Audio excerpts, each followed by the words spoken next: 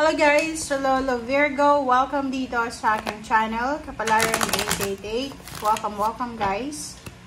Alamin natin Virgo kung anong messages, preparation, gabay, energy para sa inyong lahat. This is general reading. Pwede kang makaresonate.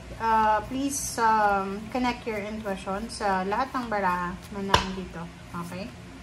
So yung first card natin, Virgo, is number 25. Number 25, high honor. It's 7. Okay. So, dun sa mga Virgo na magbe-birthday this September, sinasabi ng bara sa'yo na possible na makatanggap ka. Maybe naghihintay ka. Maybe you're waiting for a contract signing. You're waiting for a promotion. You're waiting for a salary increase. You're waiting for a confirmation. An answered prayer, a confirmation siya na pwedeng solusyon sa kung ano man na kailangan solusyonan. Sinasabi ng bara sa'yo na posibleng matanggap mo siya sa 2 weeks na yan. Okay? So, pwedeng yung iba makakatanggap ka ng message, ng letter, or ng appreciation from someone na powerful. Like, powerful sa trabaho mo, powerful sa community, or sa kung ano pa man. So, congratulations sa'yo. Alright, so Virgo. Okay, Virgo healing. Wow. Sinasabi ng bara sa'yo dito na kung may mga Virgo dyan na galing sa sakit, galing sa heartbreak, galing sa financial problems, emotional problems, or siguro maraming naging stress sa buhay for several months. Sinasabi ng barahan na you're healing now. You're moving on. You're starting again. Parang sinasabi na kung may masakit ka sa katawan mo or nagkasakit ka, possible na gumaling ka na. Kung nawalan ka ng relationship, nawalan ka ng trabaho, you're recovering, diba? You're healing. So, congratulations sa inyo lahat. Okay. This is for Virgo. Ace of Wands. Okay.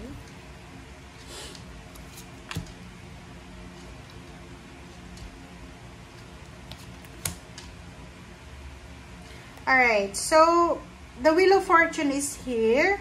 Plus Queen of Cups. So, sinasabi ng bara sa'yo, ano man ito Virgo na pinagdaanan mong hindi maganda, it's either, yun nga, pwedeng heartbroken ka, nawala ng pera, nawala ng trabaho, nawala ng negosyo, nalugi yung negosyo, nagkasakit, or kung ano pa man, hindi na-appreciate, possible na there's a recovery and healing na mangyayari. Nandito yung Ace of Wands, sinasabi ng bara, isang exciting na kumbaga, pangyayari. You are super inspired sa kung ano man to na mangyayari. Okay?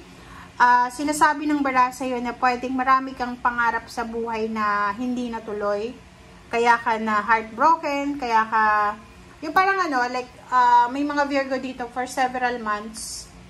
Maybe 1 year, last year, or until now, na August, parang feeling nyo, lahat ng pangarap nyo sa buhay ay parang hindi ka na sigurado, uncertainty na hindi mo alam kung mangyayari pa ba.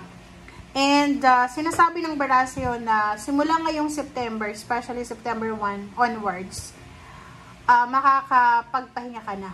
Kumbaga magiging at ease ka na alam mo na kung ano man tong pinagkakaabalahan mo, tinatrabaho mo siya ngayon, ay may makukuha ka. Yung parang halimbawa to na kakapasok mo pa lang sa trabaho and alam mo na 6 months lang yung trabaho, yung kontrata.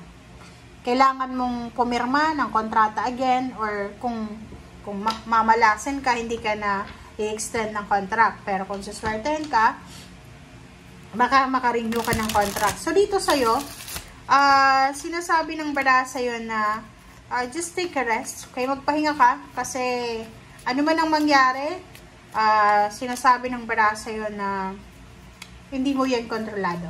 Okay? Just be thankful and grateful sa kung ano man na biyaya na meron ka.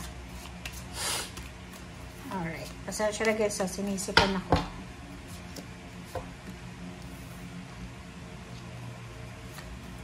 $55. 5 of Wands, 5 of Swords, 6 of Pentacles. And there's a freedom. So, nakikita ko sa yun dito, may mga Virgo na possible kayo na nakaranas kayo ng competition. Like sa trabaho. Sa trabaho nyo, kailangan nyo makipag-compete para sa uso yan sa ngayon eh. Kasi sa mga companies ngayon, performance yung pinagbabasehan unless na meron kang connection dyan sa loob ng company. Pero pag wala naman, yung performance mo talaga ang tinitingnan.